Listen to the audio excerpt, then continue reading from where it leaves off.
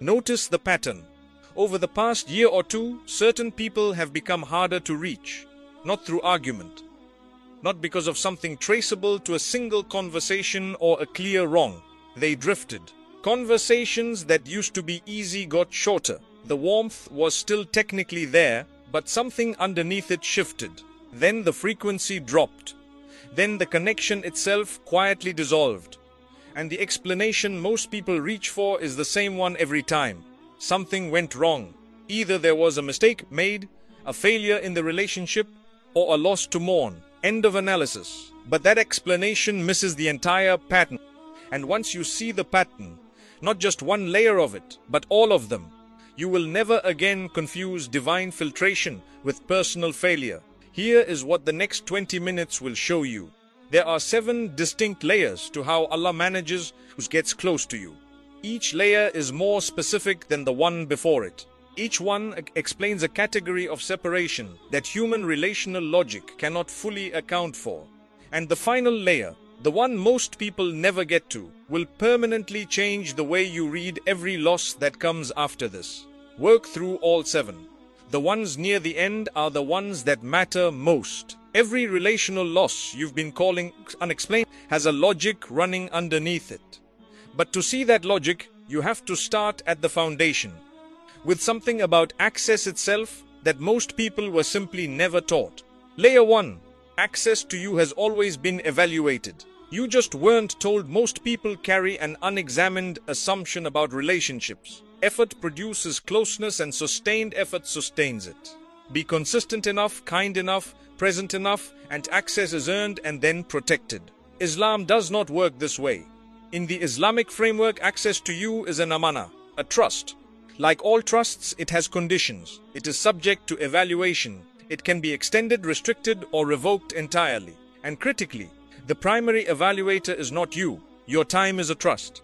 Your emotional openness is a trust. Your vulnerability, the parts of you that are private, unguarded, genuinely real, is a trust. And Allah holds a specific position on what He permits to regularly influence these things. That position is informed by something beyond what you can fully observe from inside the relationship. Not impact. A person can mean well and still contaminate your direction. They can be affectionate and still gradually weaken your discipline. They can be genuinely loyal and still, through sustained proximity, normalize the kind of slow compromise that you would never have chosen consciously but accept it incrementally. Intention is what you can see. Impact is what Allah sees. This is the foundational shift that unlocks every other layer. When you stop evaluating your relationships only by what people mean to do and start honestly examining what they are actually doing to your clarity, your discipline, your spiritual alertness, everything looks different. Some relationships you've been defending on the basis of intention have been losing you things on the basis of impact. And Allah's evaluation has been running on impact this entire time. Here's where this moves from abstract principle into something recognizable in your own life. Because impact doesn't always announce itself. Most of the time, it operates through a single signal that comes before the relationship visibly changes. And almost everyone misreads that signal when it arrives. The first marker of divine access review does not look dramatic. It looks like effort where ease used to live. It looks like pushing through something that never used to require pushing. It looks like heaviness in a connection that was once light. That's not relationship drift. That's barakah being withdrawn. Barakah in a relationship has a specific texture. It feels like genuine ease. Like conversations that produce clarity rather than consuming it. Like time together that leaves you more functional, not less. Like a person whose presence genuinely adds something without requiring a sustained performance from you to maintain it. When barakah is alive in a connection, proximity to that person does not cost you. When Allah removes it, the cost appears. The same relationship that used to refresh you begins to drain you. The same person who used to bring calm begins to quietly increase your internal noise, not through anything they say directly, but through the simple fact of sustained exposure to something that is no longer aligned with your direction. Most people experience this and assume they created the problem. They think they became too distracted, too emotionally withdrawn, too unavailable. So they apply effort. They engineer more connection. They push through the heaviness in the belief that the right investment of energy will restore what they're losing. What they are actually doing is substituting effort for what was already removed. And effort cannot replace barakah. You can labor into a connection indefinitely, and the ease will not return, because the ease was never yours to produce. It was given, and it has been withdrawn. This is Allah making the door heavier before He closes it. Not as cruelty, as a signal. The heaviness is information. It is saying, this is no longer flowing in the direction it was. And the correct response to that information is attention, not more effort. The loss of ease explains many separations. But the next layer goes somewhere that tends to make people genuinely uncomfortable, because it describes a category of separation that doesn't involve anyone doing anything wrong. Layer 2. Growth creates incompatibility without fault. People want every separation to be explainable by fault. They want a clear wrong committed, a betrayal named, a failure of care identified, some satisfying reason that justifies the distance that formed. And when none of those things are present, when the relationship was genuinely warm, the person was genuinely good, no clear wrong was committed, the confusion becomes intense. Here's what's actually happening in those cases. Growth changes what you require from proximity, not through arrogance, through alignment. When your discipline increases, you stop being able to function well in environments that consistently pull you toward chaos. When your self-awareness develops, conversations that require you to suppress what you now know become genuinely exhausting. When your emotional regulation improves, dynamics that only work if you remain reactive feel increasingly wrong to participate in. This produces incompatibility, not fault, incompatibility. Two people can be genuinely good to each other and still no longer be compatible, because one of them moved. Because one of them changed at a level that changed what they need from the people around them, and the connection that worked before the movement stops working after it. Allah permits this distance. He permits it because a growing person cannot develop in the direction they're growing while simultaneously performing an earlier version of themselves to maintain a connection that requires that version. Watch what happens when people refuse to accept this. They soften things they've learned to hold firm. They re-enter patterns they've built the awareness to exit. They perform a previous self to stay relatable to circle that cannot follow their growth. This is not loyalty, it is reversal. And Allah does not preserve reversals, not because He's rigid, but because reversal undoes what development has been building. When someone you genuinely cared for begins to feel the friction of your changed rhythm, when they start sensing judgment where none was intended, or feel exposed in your presence without anything being said, that discomfort is not evidence of their wrongness or your arrogance. It is the visible gap between where you are and where you were. And that gap is not required to be closed by bringing yourself back to a level that no longer fits.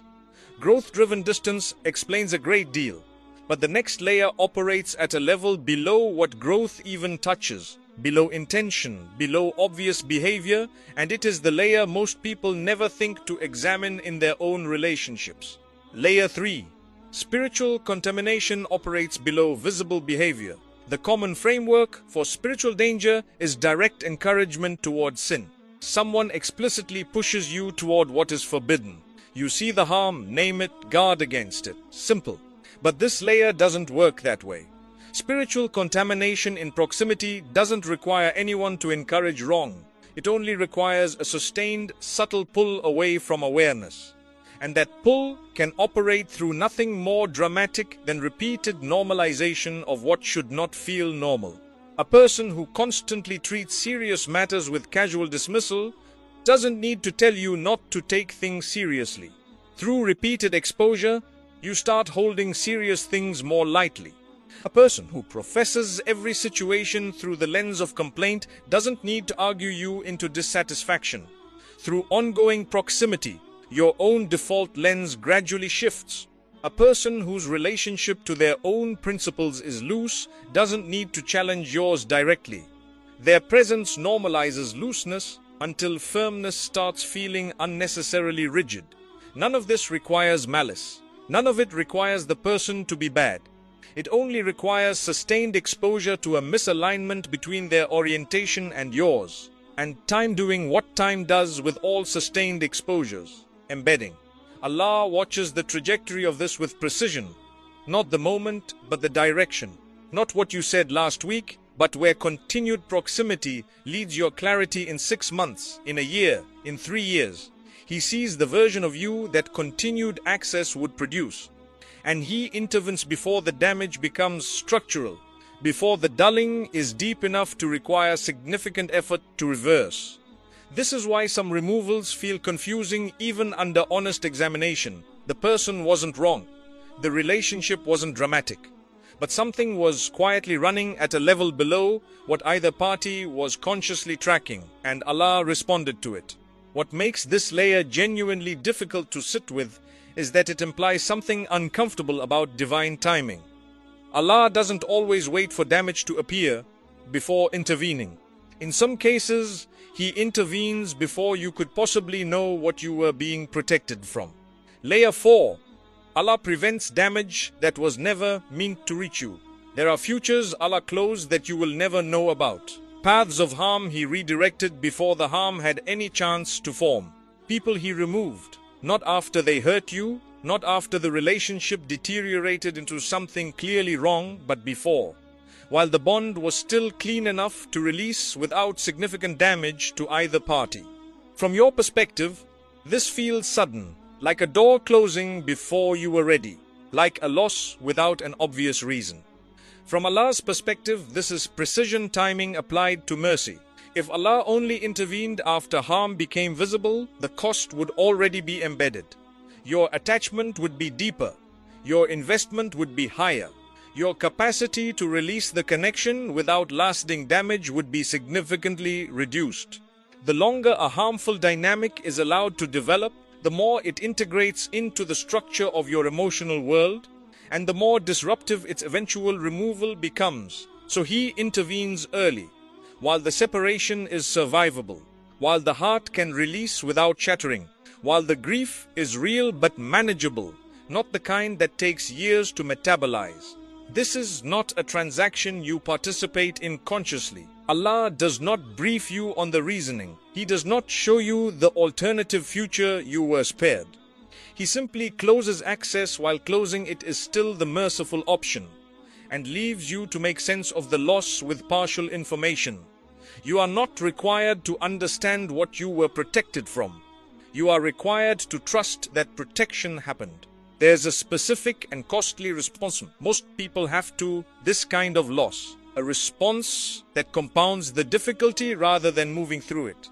And the next layer names it directly, because understanding this mistake is what makes the difference between recovery and prolonged suffering. Layer 5. Chasing closed access is the most costly mistake in this pattern. People are taught that persistence demonstrates sincerity, that continuing to reach, continuing to explain, continuing to extend yourself even when the extension isn't being met. This is what genuine investment looks like. This layer challenges that assumption at the root. When Allah closes access, chasing is not loyalty. It is attachment substituting for trust. And it carries a specific and compounding cost that most people do not examine. The first dimension of that cost is self-respect. Every time you overshare with someone whose access has already been reduced, you teach your own nervous system that pursuing unavailability is the appropriate response to distance. Every time you reopen a conversation that has become heavy and one-sided, you re-embed the pattern that your peace depends on their participation. Every time you soften a boundary that should hold in order to preserve a connection, you gradually erode what that boundary meant. Not to them, but to you. The second dimension is clarity. When you're actively pursuing something Allah already closed, you cannot read the situation accurately. You're too invested in a specific outcome to receive information that contradicts it. the signs of misalignment become invisible, not because they've disappeared, but because registering them honestly would require accepting a loss you're not yet ready to accept. And that incapacity for honest reading has downstream costs in every other relationship you navigate while the pursuit is ongoing. The third dimension is time. Every month spent working to restore a connection Allah withdrew is a month not recognizing what was cleared to come in. Filtration is not only removal, it is also preparation of space for people, energy, and connection that serves the direction you're moving. That preparation cannot arrive while your attention is concentrated on restoring what was asked to leave. The Islamic principle here is precise. When Allah removes ease from a connection, adding effort does not restore it. Barakah that was withdrawn cannot be substituted with labor. You can work into a relationship indefinitely and still feel the hollowness of something running without what gave it life. The sustained feeling of effort meeting nothing. That emptiness is not a problem to solve with more effort. It is a signal to stop. Stillness at a closed door is not passivity. It is trust in motion. It is the acknowledgement that Allah's judgment about what belongs near you is more reliable than your attachment to what you wanted near you. 6 layers in, and every one of them has been building towards something. The final layer is the one that completes the pattern. And it is the one that changes not just how you read this loss, but every relational loss that follows it. Layer 6. Peace after separation is Allah's confirmation, and it changes everything. People search for confirmation in words, in clear explanations, in closure conversations that produce agreed upon understanding between both parties, in some external event that signals the separation was correct. That is not primarily how divine confirmation arrives. Allah confirms through peace, not the absence of sadness. Grief after loss is real, and its presence says nothing negative about the separation. Peace is something underneath the sadness. It is the specific quieting of internal conflict, the settling of the nervous system over time, the return of your own thoughts to their natural baseline without the constant interruption of replaying, monitoring, or bracing for what comes next. Here is the specific pattern. When a separation is guided, when Allah closed access for reasons aligned with your direction, the aftermath has a distinctive quality. Your mind becomes noticeably quieter within weeks. The emotional reactivity that used to organize itself around that a person begins to reduce. Your prayers become more focused rather than more distracted. Your days become more functional. The internal noise that you had been living with gradually settles, and underneath the real grief, something has stilled. This is not indifference. It is stabilization. The specific stabilization that follows the removal of something that was quietly destabilizing you, even when the destabilization was invisible from inside it. People consistently misread this piece as evidence that the connection wasn't real.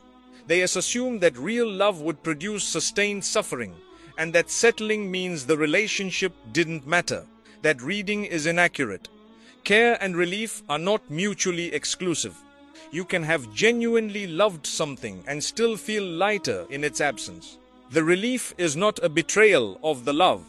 It is confirmation that something in the dynamic was costing you in ways the love could not fully compensate for. When peace arrives and sustains, not for a day but over weeks, it is the answer to the question you've been asking. Not, was that person good or bad? But, was their continued access good for my direction? And the peace answers it. It says, this was correctly resolved. You do not need to revisit it. You do not need more explanation. You do not need their participation in the closure to make the closure real. The peace already is the closure. Now here is the dimension of this layer that reaches forward.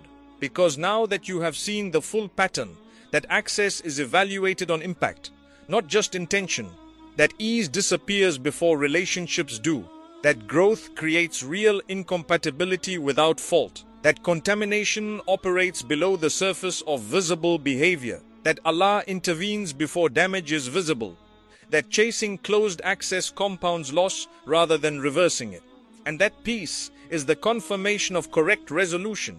You do not need to re-enter this confusion from the beginning every time a relationship changes. You have a framework for reading what's already happening. The next time ease disappears from a connection, you receive it as information rather than treating it as a problem to solve. The next time distance forms without clear cause, you can ask the honest question, is this a repair or a release? And stay long enough to read the answer accurately. The next time peace settles after a loss, you receive it as confirmation rather than reading it as proof of your own emotional inadequacy. The pattern, once recognized, cannot be unseen. And once it cannot be unseen, relationships stop being sources of inexplicable confusion and become legible. Not simple, legible. The moves make sense. The logic holds.